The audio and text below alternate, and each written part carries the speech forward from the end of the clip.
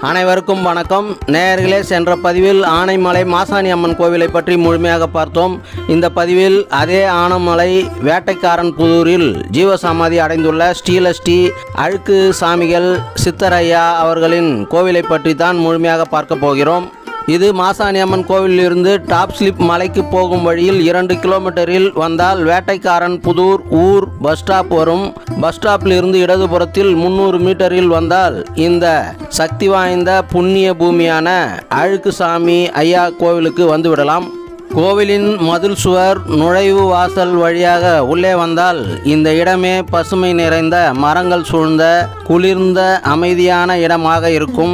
இதுபோல இடத்திற்கு வந்தாலே நமது கவலைகள் எல்லாம் மறந்து இனிமையான ஒரு உணர்வுகள் மனதில் தோன்றும். பலமுறை இங்கு வந்து வழிபட்டு உணர்ந்தவன் என்ற முறையில் இதனை கூறுகிறேன். ஆனாலும் இப்பொழுதுதான் ஐயாவுடைய அருளாசியால் இந்த பதிவை போடும் பாக்கியம் எனக்கு கிடைத்துள்ளது. கோவிலின் உள்ளே வந்தவுடன் வலதுபுறத்தில் பார்த்தால் மிக பழமையான மிகப்பெரிய அரச மரம் உள்ளது.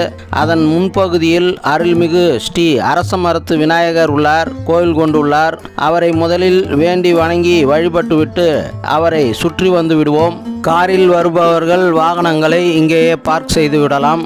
எதிரில் பார்த்தால் வேட்டையன் கோவில் உள்ளது. அதன் முன்பகுதியில் மேலே பார்த்தால் ஒரு வீரன் யானை மேல் ஏறி அமர்ந்து கொண்டு வீரவாளுடன் வேட்டைக்கு செல்வது போல ஒரு சிற்ப சிலை உருவம் வைக்கப்பட்டுள்ளது. இதனை பார்க்கும் பொழுது அந்த காலத்தில் இந்த பகுதியில் யானைகள் அதிகம் வாழ்ந்தது என்றும் அந்த யானை மேல் ஏறி சென்று வேட்டையாடும் அளவிற்கு வீரம் உள்ளவர்கள் வாழ்ந்த வீரமான பகுதி இந்த பகுதியாக இருந்திருக்கலாம் என்பதன் அடையாளத்தை தான் உணர்த்துகிறது இந்த சிலை உருவம். இதனை என்னுடைய அனுமானத்தில் தான் கூறுகிறேன். இதனாலேயே கூட இவ்வூருக்கு ஆனைமலை வேட்டைக்காரன் புதூர் என்ற பெயரும் வந்திருக்கலாம். இங்கே உள்ளே சென்றால் வேட்டையன் சிலை உள்ளது. மேலும் அழுக்கு சாமிகளின் படங்களும் வைக்கப்பட்டுள்ளன. உள்ளே சென்று வேண்டி வணங்கி வழிபட்டு வரலாம்.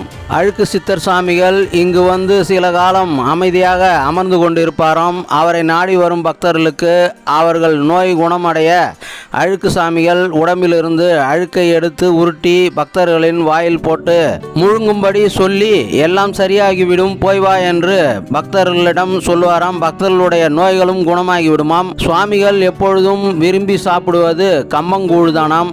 இந்த ஊரில் உள்ளவர்களும் ஐயாவுக்கு கம்மங்கூழை கொடுப்பார்களாம். அதே போல ஐயாவை காண வரும் பக்தர்களும் கம்மங்கூழ் கொண்டு வந்து கொடுத்து விட்டு அருளாசியும் பெற்று செல்வார்களாம். இந்த ஊரில் ஐயா சில காலம் அலமேலு அம்மா என்றவர்கள் வீட்டில் தங்கி வாழ்ந்து வந்துள்ளார்கள். அழுக்குசாமி ஐயா அவர்கள் முன்பே தான் ஜீவசமாதியை அடையும் இடத்தை குறிப்பறிந்து அந்த அலமேலு அம்மாவிடம் ஒரு வில்வ மரமும் ஒரு வன்னி மரமும் நட்டு வளர்க்கும்படி சொல்லி இருக்கிறார். இப்பொழுது அந்த இடம்தான் ஐயா ஜீவசமாதி கோவில் இருக்கும் இடமாகும். அந்த அலமேலு அம்மா சாமியிடம் கேட்டார்களாம், எதற்கு சாமி அந்த மரங்களை அங்கு நட்டு வளர்க்க சொல்கிறீர்கள் என்று கேட்டாராம். ஐயா அவர்கள் அதற்கு சூசகமாக கூறியுள்ளார். அந்த இடத்தில் ஒரு பெரியவங்க வந்து ஐக்கியமாக போறார்கள் என்று சொல்லியிருக்கிறார். அதன்படியே பின்னாளில் அழுக்குசாமி ஐயா அவர்கள் 1919ஆம் ஆண்டு கார்த்திகை மாதம் மிருகசீஷரம் நட்சத்திரம் அன்று ஜீவசமாதி அடைந்துள்ளார்கள்.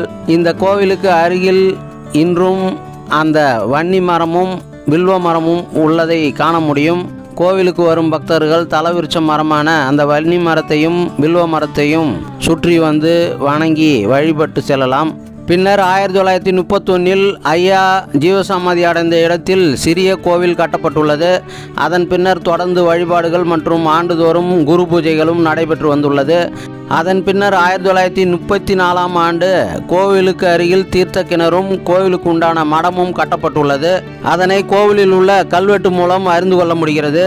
1859இல் கரூரில் ஜமீன் குடும்பத்தில் பிறந்த திரு கிருஷ்ணராஜ் என்னும் இயற்பெயர் கொண்ட அருள்மிகு ஸ்ரீ அப்பா பைத்சாமி அவர்கள் இந்த அழுக்கு சாமி ஐயாவை குருவாக ஏற்று இவர்களிடம் ஞானம் பெற்று 141 ஆண்டுகள் வாழ்ந்து இறுதியில் 2000ஆம் ஆண்டில் சேலம் சூரமங்கலத்தில் ஜீவமுக்தி அடைந்துள்ளார். அப்பா பைத்சாமி ஐயா அவர்களும் பல முறை இங்கு வந்து பல நாட்கள் தங்கி இருந்தும் அழுக்குசாமி அவர்களுக்கு பூஜை செய்தும் பக்தர்களுக்கு அன்னதானமும் வழங்கியுள்ளார் என்பது சிறப்பாகும். அப்பா பைத்தியசாமி ஐயா அவர்களுக்கும் இங்கு தனியாக உருவ சிலை வைத்து பூஜைகள் செய்யப்பட்டு வருகின்றன. பக்தர்களே, இந்த அழுக்குசாமி சித்தரையாவின் மகிமைகளை அறிந்து தினந்தோறும் பக்தர்கள் பல ஊர் பல மாநிலங்களிலிருந்தும் வந்து தரிசனம் செய்து வேண்டி அருளை பெற்று செல்கிறார்கள். பக்தர்களே, இந்த அழுக்குசாமி ஐயாவுடைய அருள் சக்தியை அறிந்த பல பெரியவர்கள் இங்கு வந்து தரிசனம் செய்து ஐயாவுடைய அருளாசியை பெற்று சென்றுள்ளார்கள். அதிலும் குறிப்பாக திருவண்ணாமலையில் ஜீவமுக்தி அடைந்து அருள்பாலித்து வரும் விசிறி சாமியார் என்று அழைக்கக்கூடிய பகவான் யோகி ராம் சுரத்குமார் சாமிகளும் இங்கு நேரில் வந்து தரிசனம் செய்து அருளை பெற்று சென்றுள்ளார்கள் என்பதும் முக்கிய தகவலாகும். ஐயாவை நம்பி வந்து வேண்டிக் கொண்டால் நிச்சயம் வேண்டுதல்கள் நிறைவேறும். பக்தர்களே, சில ஆண்டுகளுக்கு முன்னால் தான் இப்பொழுது நீங்கள் பார்க்கும் கோவிலானது மிகவும் அற்புதமாக புனரமைக்கப்பட்டு மனதை மேலும் அமைதிப்படுத்தி ஐயாவுடைய ஆன்ம சக்தியை காந்த அதிர்வலைகளை உணரத் தூண்டும் வகையில் முழுமை பெற்றுள்ளது. பக்தர்களே, இங்கு மாதந்தோறும் வியாழக்கிழமை மற்றும் அமாவாசை பௌர்ணமி தினங்களில் மிகவும் விசேஷமாக அபிஷேகம் சிறப்பு பூஜைகள் செய்யப்பட்டு வழிபாடுகள் நடைபெறுகின்றன. அருள்மிகு ஸ்ரீ அழுக்கு சித்தர் சுவாமிகளுக்கு கம்பங்கூழு மிகவும் பிடித்த உணவு என்பதனால் இங்கு முக்கிய விசேஷ நாட்களில் கம்பங்கூழு அபிஷேகம் மற்றும் பால் அபிஷேகமும் செய்யப்பட்டு சிறப்பு வழிபாடுகள் செய்யப்படுகின்றன. அந்த அபிஷேகம் செய்த கம்பங்கூழு மற்றும் பாலையும் பக்தர்களுக்கு பிரசாதமாக வழங்கப்படுகிறது. அதே போல இங்கு அன்னதானமும் வழங்கப்படுகிறது விசேஷ நாட்களில். ஆகவே இங்கு வரும் பக்தர்கள் வரும்பொழுது ஐயாவிற்கு முடிந்தால் கம்பங்கூழு அல்லது பால் வாங்கி வந்து கொடுத்து அபிஷேகம் செய்து வழிபடலாம், அல்லது கம்பு வாங்கி வந்து கொடுத்து வழிபடலாம். அதே போல் ஆண்டுதோறும் ஐயாவுடைய குரு பூஜை கார்த்திகை மாதம் மிருகசீஷரம் நட்சத்திரம் அன்று மிக விசேஷமாக சிறப்பு பூஜைகள் செய்து வழிபாடுகள் நடைபெறுகின்றன. அனைவரும் வந்து ஐயாவுடைய குரு பூஜையிலும் கலந்து கொண்டு வழிபட்டு அருளை பெற்று செல்லலாம். இது போன்ற முக்கியமான விசேஷ நாட்களில் ஐயாவுக்கு அபிஷேகம் செய்து சிறப்பு பூஜைகள் செய்து வழிபட்டால் உங்கள் வேண்டுதலின் பலன்கள் முழுமையாக நிறைவேறும். அதே போல மேலும் உங்களுடைய பிறந்த நட்சத்திர நாளிலும் உங்கள் திருமண நாளிலும் வந்து அர்ச்சனை செய்து வழிபட்டு ஐயாவுடைய அருளாசியை பெற்று செல்லலாம். இதுவும் மிகவும் சிறப்பாகும்.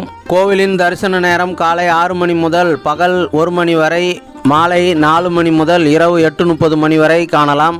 அருள்மிகு அழுக்குசாமி சித்தர் ஐயாவே சரணம் சரணம், குருவே சரணம், குருவடிகளே சரணம் என்று கூறி பதிவை நிறைவு செய்கிறேன். இப்பதிவின் மூலம் ஸ்ரீ அழுக்கு சித்தர் சுவாமிகள் ஐயா கோவிலை பற்றி முழுமையாக தெரிந்து கொண்டு பயன்பெற்று இருப்பீர்கள். பதிவு பிடித்திருக்கும் பதிவை லைக் செய்து வைத்துக்கொண்டு அனைவருக்கும் ஷேர் செய்யுங்கள், அவர்களும் பயன்பெறுவார்கள். மேலும் பதிவை பற்றியும் அழுக்குசாமி சித்தர் ஐயாவினால் உங்களுக்கு ஏற்பட்ட அனுபவங்களை பற்றியும் கமெண்ட்ஸில் அவசியம் தெரிவிக்கலாம். நமது சக்சஸ் மல்டிபிள் சேனலை நீங்கள் முதல் முறையாக பார்ப்பவராக இருந்தால் உடனே நமது சேனலை சப்ஸ்கிரைப் செய்து கொண்டு பெல் ஐக்கானையும் அழுத்தி விடுங்கள். அப்படியே ஆல் சிம்பலையும் அழுத்தி விடுங்கள்.